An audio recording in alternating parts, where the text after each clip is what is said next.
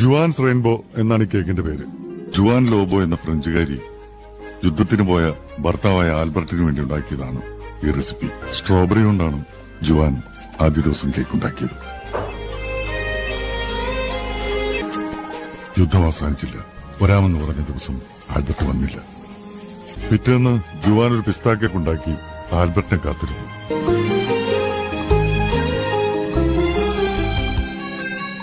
പുള്ളിക്കാരൻ വന്നോ? വന്നില്ല. അവളത് സ്ട്രോബെറി കേക്കിനോട് ചേർത്ത് വെച്ചു. ജുവാൻ തന്റെ മുറ്റത്ത് ആദ്യമായി കായ്ച്ച ഓറഞ്ച് മരത്തിൽ നിന്നും പഴുത്ത ഓറഞ്ചുകൾ നോക്കി പറിച്ചെടുത്ത് കേക്കുണ്ടാക്കി കാത്തിരുന്നു. യുദ്ധം അവസാനിച്ചു. 3 ദിവസത്തെ കാത്തിരിപ്പിനൊടുവിൽ അവൾക്ക് ഏറ്റവും ഇഷ്ടപ്പെട്ട ചോക്ലേറ്റുകളുമായി ആൽബർട്ട് വന്നു. അവൾ അത് അവനു വേണ്ടി കരുതി വെച്ച കേക്കിലേക്ക് ഒരുക്കി ചേർത്തു.